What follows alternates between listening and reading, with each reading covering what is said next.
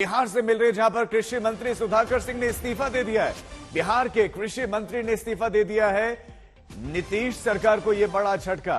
कृषि मंत्री सुधाकर सिंह का एक बयान भी बीते दिनों बहुत वायरल हो रहा था, आपको याद होगा। लेकिन अब कृषि मंत्री सुधाकर सिंह ने इस्तीफा दे दिया है। डिप्टी सीएम तेजस्वी यादव को उन्होंने इस्तीफा सौंप दिया है। यह बड़ी खबर आपको दे रहा है। सुजीत झा हमारे संवाददाता खबर पर ज्यादा जानकारी देंगे। सुजीत, सुधाकर सिंह ने क्यों इस्तीफा दिया? देखिए, सुधाकर सिंह जगदानंद सिंह जो आरजेडी के स्टेट प्रेसिडेंट हैं, उनके पुत्र हैं। और जगदानंद सिंह ने ही कहा कि सुधाकर सिंह ने कृषि मंत्री के पद से त्यागपत्र दे दिया है और सरकार को भेज दिया है। सुधाकर सिंह कृषि में कुछ सुधार चाह रहे थे। उनका मानना था कि सरकार ने अब तक जो काम किए हैं कृषि के क्षेत्र में वो उपयुक्त नहीं है। और खासतौर पर जो मंडी सिस्टम जो 2006 में नीतीश सरकार ने उसको खत्म किया था और टैक्स के जरिए जो खरीदारी हो रही थी किसानों से, वो उनका मानना था इससे किसानों को लाभ नहीं हो रहा है और सही मूल्य उनको अपने अनाज का नहीं मिल पा रहा है। इस व्यवस्था को वो बदलना चाह रहे थे और चाह रहे थे कि पुरानी व्यवस्था फिर से लागू हो जाए। एपीएमसी की व्यवस्था वो चाह रहे थे, लेकिन सवाल ये है कि जब ये कानून लाए गए थे, तीनों कृषि कानून, तब तो आरजेडी विरोध कर रही थी। बिल्कुल, तो आरजेडी आज भी उसी स्टैंड पे है। उनका कहना है कि मंडी को खत्म नहीं किया जाना चाहिए। मंडी बिहार में 2006 से ही खत्म है। जो अनाज की जो मंडी हुआ करती थी पहले, जहां पर किसान बेचते थे अनाज, उसको 2006 में नीतीश कुमार ने खत्म कर दिया था। इसलिए आपने देखा होगा कि बिहार में किसान आंदोलन का बहुत ज्यादा प्रभाव नहीं पड़ा। सुजीत, बहुत शुक्रिया आपका इस तमाम जानकारी के। दिल्ली में एक दिल दहला देने वाली वारदात सामने आई, जहां पर नॉर्थ ईस्ट दिल्ली के सुंदर नगरी में एक युवक की हत्या का खौफनाक वीडियो सामने आया है। वीडियो में यह साफ दिख रहा है कि गली में भीड़भाड़ है। भीड़भाड़ के बीच में एक युवक पर चाकुओं से हमला किया जाता है।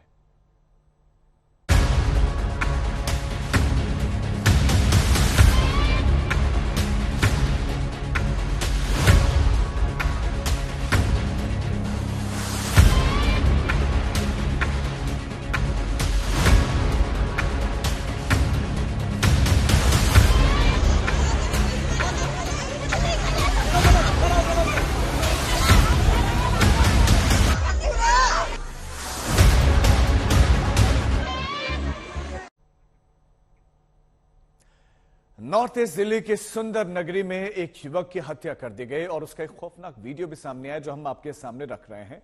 वीडियो में यह साफ दिख रहा है कि गली में इस युवक पर चाकुओं से हमला होता है, लेकिन भीड़ भाड़ है। सामने एक शख्स कुर्सी पर बैठा हुआ है, लेकिन वो कुर्सी से हिलता तक नहीं है। अपने सामने मर्डर होते हुए देखता है। आसपास गुजर रहे लोग भी मर्डर होते देखते हैं, लेकिन वो हरकत में नहीं आते, न विरोध करते हैं। मानो कि उन्हें हत्या से, मर्डर से, चाकूबाजी से कोई फर्क नहीं पड़ता। अगर उनके परिवार का भी सदस्य होता, शायद वो हिलते नहीं इसी तरह से। अब हमलों के बीच में लोग आक्रोशित हैं। आरोपी हमला करने के बाद गली से ही गुजरते हैं, चाकू लहराते हुए, लोगों को डराते धमकाते, फिर वो मौके से फरार होते हैं। चाकूबाजी की ये जो घटना है, बताया जा रहा है कि मामला जुड़ा हुआ 1 साल पुराना ही मामला है। चाकू मारने वाले केस में जो शख्स है, ये केस को वापस लेने का दबाव बना रहा था। हमारे संवाददाता अरविंद ओझा इस खबर पर और ज्यादा जानकारी देंगे। अरविंद, इस मामले में पुलिस ने अभी क्या क्या एक्शन लिया है? परिवार वाले विरोध भी कर रहे थे। जी बिल्कुल राजीव, पुलिस का कहना है कि जो 3 आरोपी उनको राउंड अप कर लिया गया है। लेकिन आपने तस्वीर देखी सीसीटीवी की, अब जरा एक तस्वीर ये भी देख लीजिए। ये पुलिस पोस्ट है। दावा ये किया जाता है कि 24 घंटे यहाँ पर पुलिस मौजूद रहती है। पुलिस पोस्ट के ठीक बगल में मेन सड़क है, जो 24 घंटे यहाँ बिजी सड़क है। और ठीक इस सड़क और पुलिस पोस्ट से तकरीबन 10 कदमों की दूरी पर वो गली है जहां पर इस पूरे हत्याकांड को अंजाम दिया गया। पुलिस पोस्ट हम आपको दिखा रहे हैं और अब आपको वो गली दिखाते हैं। वो गली आप देखिए और इस गली में पूरे हत्याकांड को अंजाम दिया गया। सीसीटीवी जो तस्वीर हम दिखा रहे हैं, तकरीबन 1 मिनट 40 सेकंड का वो सीसीटीवी है। ये माना जा रहा है कि तकरीबन 2.5 मिनट तक इस गली में जो तमाम आरोपी हैं, बिलाल, उसके अलावा दूसरे का नाम अरमान बताया जा रहा है, फैजान, वो इस गली में ताबड़तोड़ जो मनीष है उस पर चाकुओं से हमला करते हैं। न सिर्फ चाकुओं से हमला करते हैं बल्कि आसपास अगर आप तस्वीरों में देखें तो आसपास के लोग हैं, एक आरोपी बकायदा चाकू दिखाकर लोगों को डराता धमकाता भी दिखाई दे रहा है। वो अलग बात है कि अब इस हत्याकांड के बाद चूंकि बेहद सेंसिटिव इलाका है, भारी भरकम पुलिस फोर्स आपको दिखाई दे रही होगी और पैरामिलिट्री फोर्सेस के जवान आपको दिखाई दे रहे होंगे, लेकिन सवाल यही है अरविंद, समस्या तो यही है कि घटना के बाद पुलिस फोर्स दिख रही है, पहले नहीं दिखती। लेकिन अरविंद, ये मोहसिन गैंग के बारे में बताएं कि ये गैंग कब से एक्टिव हुआ, कौन कौन इसके मेंबर्स हैं, मनीष के साथ क्या रंजिश चल रही थी इनकी? जी देखिए, जो परिवार वाले उनका कहना है कि मनीष का तकरीबन 1 साल पहले उसका मोबाइल स्नैच किया गया था और उस पर चाकुओं से हमला किया गया था। वो केस चल रहा था, अदालत में उसकी गवाही चल रही थी। मनीष पर यह दबाव बनाया जा रहा था कि वो इस केस को वापस ले ले। मनीष माना नहीं और 28 सितंबर को इसी केस के सिलसिले में अदालत में उसने बाकायदा गवाही दी थी और ठीक 3 दिन बाद उसी की गली में भीड़ भाड़ वाला ये पूरा इलाका है, पुलिस पोस्ट महज 10 कदम की दूरी पर है, वहां पर ये पूरी घटना हो जाती है। पुलिस पोस्ट के ठीक पास ही जो मनीष है उसको चाकुओं से गोद दिया जाता है। आसपास के लोगों का ये भी कहना है कि जो इलाके के एसएचओ हैं वो बकायदा जो महिलाएं हैं उन पर कहीं ना कहीं हाथापाई भी की, क्योंकि पूरा गुस्सा था इलाके के लोगों का। आप देखिए, और गुस्सा लाजिमी सी बात है, अगर पुलिस पोस्ट पास में मौजूद है और उसके बावजूद भी भीड़ भाड़ वाले इलाके में हमला हो जाता है, 2 मिनट से ज्यादा वक्त तक आरोपी रुकते हैं, हमला करते हैं। उसके अलावा जो चश्मदीद है वो ये बताते हैं कि बकायदा मनीष पर चाकुओं से हमला हुआ, उसके बाद वो जो तमाम आरोपी हैं वो चिल्लाते हुए जाते हैं कि सबने देखा है कि क्या हुआ है। पुलिस पोस्ट से चंद कदमों की दूरी पर ये होता है। मैं अरविंद आपके पास लौट रहा हूं, किस कदर गुस्सा है लोग वो आप देख सकते हैं, कितने गुस्से में हैं और पुलिस वाले समझाने के लिए पहुंचे हैं लेकिन परिवार वाले नहीं मान रहे हैं।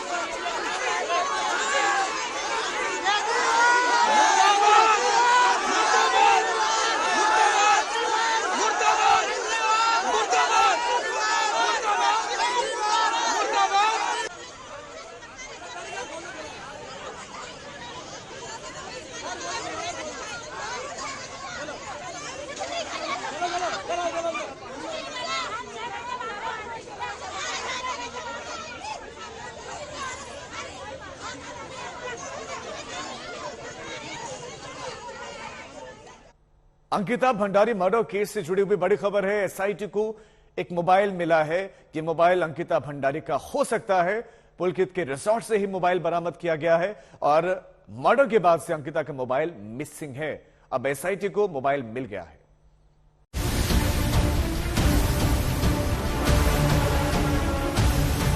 तब मेरे को थोड़ा ऐसा लग भी रहा था, क्योंकि शाम को जब एक बार बात हो रही तब वो रो रही थी, तो मेरे को लगा कि शायद कोई प्रॉब्लम हो सकती है। तो मैंने उसको बोला कोई बात नहीं, थोड़ी देर फ़ोन चलने दे अपना। तो पुलकित आ रहेगा, मेरे को कुछ फ़ोन आता है कोई 40 मिनट के करीब। 40 मिनट के बाद मुझे फ़ोन आता कोई 9:37-38 के करीब। तो उसने मेरे को बोला कि आप ना कहीं और जॉब ढूंढो उनके लिए। अब मेरे को तो बस यही पता था कि हाँ मतलब मिसिंग है और कोई सिचुएशन हो सकती है। तो मैंने कुछ रिकॉर्डिंग्स कर ली थी।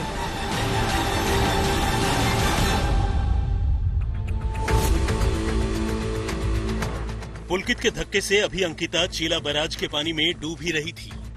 पानी में डूबने से बचने के लिए वो अपने हाथ पांव मार रही थी कि उसके कातिलों ने अंकिता के मरने से पहले ही उसके कत्ल को लेकर दुनिया को झूठी कहानियां सुनाने की शुरुआत कर दी, ताकि जब अंकिता के गायब होने की खबर दुनिया के सामने आए तो लोगों को बरगलाया जा सके। 18 सितंबर यानी अंकिता के कत्ल वाली रात करीब 9:35 पर पुलकित ने खुद जम्मू के रहने वाले अंकिता के दोस्त दीप पुष्प को फोन कर शिकायती लहजे में अंकिता के लिए कहीं और नौकरी ढूंढ लेने की बात कही, ताकि जब अंकिता की गुमशुदगी की बात सामने आए तो वो दुनिया को ये दलील दे सके कि वो अंकिता को नौकरी से हटाना चाहता था और इसी वजह से वो गुस्से में उन्हें छोड़कर कहीं और चली गई।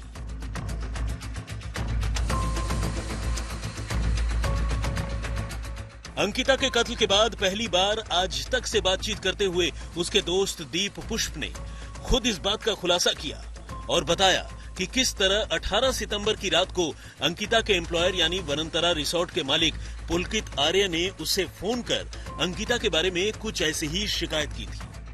पुष्प की माने तो उसने फोन कर बताया कि अंकिता अब पहले की तरह मन लगाकर उसके रिसोर्ट में काम नहीं कर रही है और इसीलिए उसे अंकिता के लिए दूसरी नौकरी ढूंढ लेनी चाहिए। जबकि हकीकत यही है कि इस कॉल से महज कुछ मिनट पहले ही तीनों ने अंकिता को धक्का देकर चीला बैराज के गहरे पानी में गिरा दिया और शायद तब तक अंकिता पूरी तरह डूबी भी नहीं थी। उस रात अंकिता का फोन स्विच ऑफ हो चुका था और कुछ देर बाद ही पुलकित का फोन भी स्विच ऑफ हो गया। दीप पुष्प ने उस रोज अंकिता का फोन बंद मिलने पर पुलकित के मोबाइल पर कई कॉल किए, लेकिन वो सारे कॉल अनआंसर्ड रहे। हालांकि तब भी पुष्प को यह नहीं लगा था कि अंकिता के साथ कुछ इतना बुरा हो चुका है। इसीलिए उसने रात भर अंकिता से बातचीत का इंतजार किया, लेकिन जब अंकिता का फोन नहीं आया तो अगले दिन सुबह यानी 19 सितंबर को उसने फिर से अंकिता के मोबाइल पर कॉल करना शुरू किया। हालांकि कई बार फोन करने के बावजूद जब उसका फोन लगातार स्विच ऑफ आने लगा तो फिर उसने एक एक कर पुलकित, सौरभ और अंकित को कॉल करना शुरू किया और तब तक तीनों अंकिता की गुमशुदगी को लेकर झूठी कहानियों के साथ तैयार थे। जम्मू से सुनील जी भट्ट, पौड़ी से कृष्ण गोविंद कांसवाल और देहरादून से अंकित शर्मा के साथ अरविंद ओझा, दिल्ली आज तक। दिल्ली में एक दिल दहला देने वाली वारदात सामने आई है। नॉर्थ ईस्ट दिल्ली के सुंदर नगरी में एक युवक की हत्या की गई। खौफनाक वीडियो उसका सामने आया है और वीडियो में साफ दिख रहा है कि गली में भीड़ भाड़ के बीच एक युवक पर चाकुओं से हमला किया जा रहा है। पास में एक शख्स बैठा है कुर्सी पर, जो कि उठता तक नहीं है, वो बैठा हुआ नजर आता है लेकिन वो हिलता तक नहीं है और हम लोग के बीच में आते जाते लोग भी दिख रहे हैं। आरोपी हमला करने के बाद गली में चाकू लहराते हुए लोगों को डराते धमकाते मौके से फरार हो गए और उस चाकूबाजी की वजह एक पुराना मामला बताया जा रहा है। चाकू मारने वाले केस वापस लेने का दबाव बना रहे थे। जब तैयार नहीं हुआ तो फिर उसे मौत के घाट उतार दिया गया। ये वो वीडियो है, सीसीटीवी फुटेज है और आप हैरत में पड़ेंगे ये जानकर कि पुलिस पोस्ट से चंद कदमों की दूरी पर यह हत्या की वारदात को अंजाम दिया गया। यानी कि पुलिस पोस्ट में पुलिस वाले मौजूद रहे होंगे लेकिन उनके इर्द गिर्द क्या चल रहा है उनको पता नहीं। और जिनको पता था, गली वालों को, बाहर बैठे लोगों को, उन्होंने जहमत तक नहीं उठाई कि एक व्यक्ति को बचा लिया जाए। ये तीनों पकड़े जा सकते थे अगर आसपास वाले लोग थोड़ी सी हिम्मत दिखाते और मनीष को बचाया जा सकता था। लेकिन अब परिवार वाले गुस्से में हैं तो अभी भी उनको रोका जा रहा है। वो आक्रोशित है, उन्होंने प्रदर्शन किया है। वैसे में वहां पर फोर्स डिप्लॉय की गई है ताकि प्रदर्शन उग्र ना हो सके और उनको पीछे की तरफ खदेड़ा गया है। घर वाले बहुत गुस्से में हैं। सीधे सीधे सवाल पुलिस पर ही है क्योंकि एक पहले का मामला चल रहा था, एक केस को वापस लेने का मनीष पर दबाव डाला जा रहा था लेकिन मनीष अपनी बात पर अड़ा था, उस केस को वापस लेने से इनकार कर रहा था और धमकी भी इन्होंने दी थी और मनीष को उन्होंने मार डाला। पुलिस ने पहले केस में भी कोई एक्शन नहीं लिया और अब तो मनीष की हत्या कर दी गई है, मनीष को मार दिया गया है। मनीष पर केस वापस लेने का लगातार दबाव बनाया जा रहा था, इसीलिए मनीष पर यह चाकुओं से हमला किया गया। मनीष को लगातार धमकियां मिल रही थी, लगातार उसको कहा जा रहा था, धमकाया जा रहा था, लेकिन मनीष ने केस वापस नहीं लिया।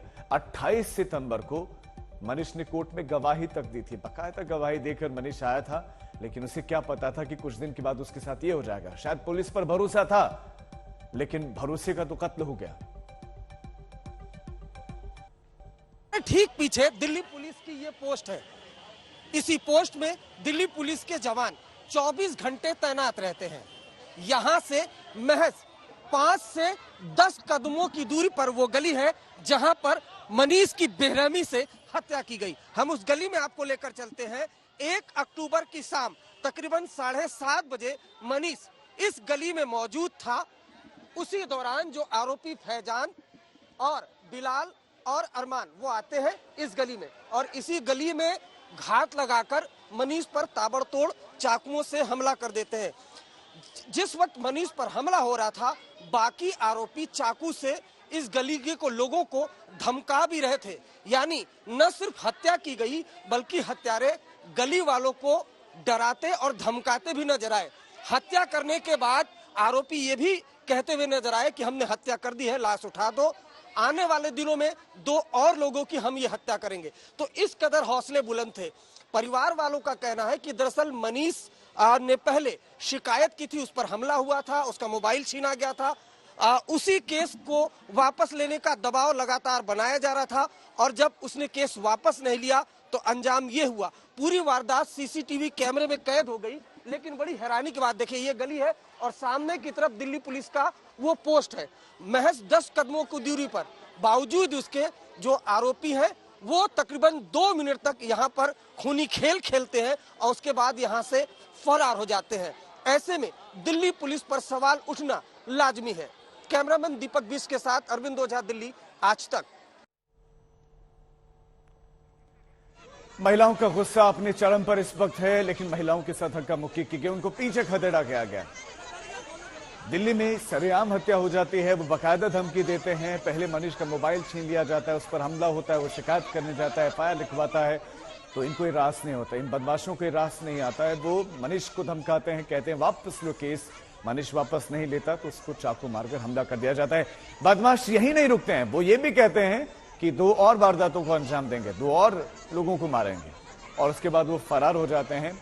लेकिन आसपास के लोग, जहां पर कत्ल हुआ मनीष का, उनका जमीर क्या मर चुका है।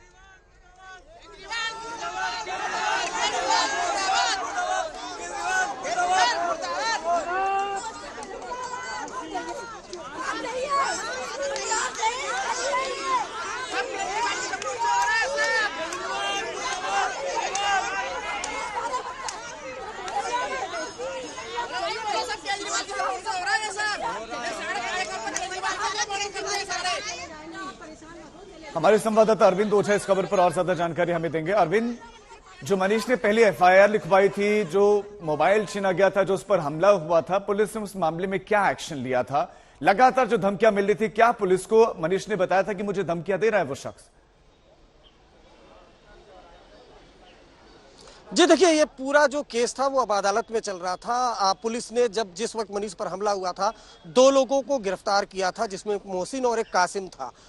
उन दोनों को गिरफ्तार किया था और केस अदालत में चल रहा था, गवाही चल रही थी, बयान दर्ज हो रहा था। उसी दौरान मनीष को ये धमकी मिली। मनीष के परिवार वालों का कहना है कि अदालत में जिस जज के पास ये केस चल रहा था, वहां पर इस बारे में जानकारी दे दी गई थी कि मनीष को लगातार धमकी दी जा रही है। लेकिन उसके बाद 28 सितंबर को उसका बयान दर्ज होना था मनीष का, वो बयान दर्ज कराता है। इसी दौरान जो मोहसिन और कासिम का परिवार है वो लगातार मनीष पर दबाव बना रहा था केस वापस लेने का।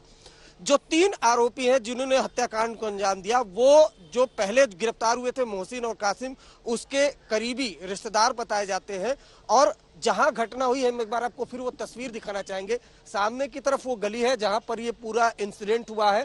तकरीबन 1 मिनट 40 सेकंड का सीसीटीवी है जो आप देख पा रहे हैं, बेहद खौफनाक है, जिसमें तकरीबन 10 से ज्यादा बार वार किया गया है मनीष पर। घात लगाकर ये पूरा वार किया गया है। 2.5 मिनट से ज्यादा वक्त तक जो आरोपी है वो इस गली में खूनी खेल खेलते हैं। उसके बाद आप बाकायदा न सिर्फ मनीष पर हमला करते हैं, बल्कि चाकू दिखाकर आसपास के लोगों को डराया और धमकाया जाता है। तो गली आपने सामने देखी, दूसरी तरफ हम आपको तस्वीर दिखाते हैं जो बेहद दिल्ली पुलिस पर जो सवाल खड़े करती है, वो सवाल इसलिए खड़े करती है कि सामने की तरफ आप देखिए तो पुलिस पोस्ट आपको नजर आएगा। दावा यह किया जाता है कि 24 घंटे पुलिसकर्मी यहां पर तैनात रहते हैं। तो पुलिस पोस्ट से महज 10 कदमों की दूरी पर यह वारदात होती है और ऐसा भी नहीं है कि जो आरोपी है वो हमला करके फरार। ठीक है अरविंद नजर बनाए रखें अपडेट के लिए। बहुत आपके पास लौटेंगे। फिलहाल शुक्रिया आपका इस तमाम जानकारी के लिए। कानपुर में आज बड़ा हादसा हुआ है, 26 लोगों की मौत हो गई। मुख्यमंत्री योगी आदित्यनाथ कानपुर पहुंचे हैं, परिवार वालों से मुलाकात कर रहे हैं। कृषि या माल ढोने के लिए उसी में उसका उपयोग किया जाना चाहिए। सवारी के ढोने में अगर नहीं करेंगे तो हम लोग काफी बड़ी संख्या में जनहानि को रोक सकते हैं। इसके अलावा भी जागरूकता के कार्यक्रम में स्कूल कॉलेजेस से लेकर के अन्य महत्वपूर्ण संस्थानों को इसके साथ जोड़ने, विभागों को इसके साथ जोड़ने और अंतर विभागीय समन्वय से जागरूकता के एक बड़े कार्यक्रम को आगे बढ़ाने के लिए हमने कहा है और इस कार्यक्रम को हम बड़ी मजबूती के साथ आगे बढ़ाएंगे। जन सहभागिता, जन सहयोग और जागरूकता से सड़क दुर्घटनाओं में इतनी बड़े पैमाने पर हो रही सड़क दुर्घटनाओं से मौत को नियंत्रित करने के लिए एक बड़े कार्यक्रम को आगे बढ़ाने के लिए मैंने गृह विभाग को, सड़क परिवहन विभाग को, पीडब्ल्यूडी को, शिक्षा से जुड़े हुए सभी विभागों को और सड़क निर्माण से संबंधित जितनी भी एजेंसियां, इन सबको मैंने कहा कि भाई ये लोग करें कि आखिर कहां पे किन खामियों के कारण ये इस प्रकार की घटनाएं या दुर्घटनाएं हो रही हैं और व्यापक पैमाने पर जन धन की हानि हो रही है। ये सभी घटनाएं हमारे लिए अत्यंत दुखद हैं। सभी पीड़ितों के प्रति, शोक संतप्त परिजनों के प्रति केंद्र सरकार की भी और राज्य सरकार की भी पूरी संवेदना है और सरकारें उन्हें हर संभव सहयोग भी करेगी। लेकिन हमें समाज को भी इसके लिए जागरूक करना होगा। मैं मीडिया से भी इस बारे में अपील करूंगा कि हम इन चीज़ों पर जरूर ध्यान दें। सड़क परिवहन से जुड़े हुए, सुरक्षा से जुड़े हुए नियमों का अगर सभी व्यक्ति पालन करेंगे तो काफ़ी बड़े पैमाने पर हम लोग जन और धन की हानि को रोकने में सफल होंगे। धन्यवाद। मुख्यमंत्री जी जो पंचम है उनका कहना है कि स्वास्थ्य विभाग की लापरवाही। मुख्यमंत्री योगी आदित्यनाथ को आपने सुना। मुख्यमंत्री योगी आदित्यनाथ ने कहा कि जागरूकता आवश्यक है और ट्रैक्टर ट्रॉलीज का इस्तेमाल सवारियों को ढोने में तो बिल्कुल नहीं होना चाहिए। कृषि के क्षेत्र में ही उसका उपयोग होना चाहिए। सामान लादने या ढोने का काम इससे होना चाहिए, लेकिन सवारियों को इससे नहीं लाया जाना चाहिए। हालांकि इस मामले में आपको बता दें कि एक मामला ये भी सामने आया कि जो ड्राइवर था वो नशे की हालत में था और चंद्रिका देवी मंदिर से जब सब लोग लौट रहे थे तो रास्ते में उसने ठेके पर वाहन को रोका, ट्रैक्टर ट्रॉली को रोका, शराब पी और इसके परिवार के 12 सदस्य से ज्यादा बताया जा रहा है कि उसमें सवार थे, उनकी मौत का भी जिम्मेदार बना। तो ड्राइवर ने शराब पी हुई थी। हालांकि सड़क भी बहुत अच्छी, लेकिन उसने खुद शराब पी रखी थी। एक बहुत बड़ा फैक्टर बताया जा रहा है कि इस हादसे में सामने आया है। 26 लोगों की मौत हो गई है। एक और हादसा अब कानपुर में हुआ जिसमें 5 लोगों की मौत हो गई। ट्रैक्टर ट्रॉली पलटी और उसमें बच्चे भी सवार थे, उसमें महिलाएं सवार थे, उसमें युवा सवार थे। हालांकि जिस तालाब में गिरा उसकी गहराई बहुत ज्यादा नहीं थी, एक युवा बच सकता है। संभवतः जब ये ट्रैक्टर ट्रॉली पलटी होगी तो वो जो श्रद्धालु थे, जो उसमें लोग बैठे हुए थे, उनके ऊपर पलट गए और इसलिए बच पाना मुश्किल और कुचलने की वजह से और उसके बाद पानी में वो थे, डूबने से उनकी मौत हो गई। अस्पताल जब ले जाया जा रहा था, एक सबसे बड़े सवाल यहां पर खड़े होते हैं कि एम्बुलेंसेस की व्यवस्था और क्विक रिस्पांस टीम कितनी जल्दी काम करती है, ये बड़ा सवाल है। क्योंकि बताया जा रहा है कि मोटरसाइकिल से घायलों को अस्पताल पहुंचाया गया, तो एम्बुलेंस क्यों नहीं पहुंची मौके पर? कानपुर हादसे में ड्राइवर की भूमिका पर सवाल उठ रहे हैं क्योंकि आरोप है कि वो नशे की हालत में था, ट्रैक्टर ट्रॉली चला रहा था। और आज तक से खास बातचीत में कानपुर के डीएम विशाख डी अय्यर ने कहा कि इसकी जांच कराई जाएगी। मेरे साथ इस वक्त मौजूद हैं डीएम कानपुर विशाख जी। विशाख जी, बेहद दर्दनाक इंसिडेंट है, श्रद्धालुओं की मृत्यु हो गई है। आप लोग रात से पूरा इंसिडेंट देख रहे हैं, क्या अपडेट है सर पूरे मामले में? इस दुखद घटना में कुल 26 लोगों की मृत्यु हुई है और रात को ही चूंकि एक बहुत दुर्भाग्यपूर्ण घटना हुई है तो इसी की वजह से हम लोगों ने CHC भीतर गांव में 11 डॉक्टर्स की टीम बुला करके पोस्टमार्टम की पूरी कार्रवाई रात को ही कराया गया था और सुबह तक गांव में बॉडी पहुंचाया गया था। अभी गांव से अंत्येष्टि के लिए बॉडीज रवाना हुए हैं। कब तक गांव से सारे आपको लगता है कि अंत्येष्टि का कार्यक्रम पूरा? अभी कुछ 3-4 बॉडीज अभी बचे हुए हैं, उनका भी अभी प्रस्थान होने का कार्य चल रहा है और अभी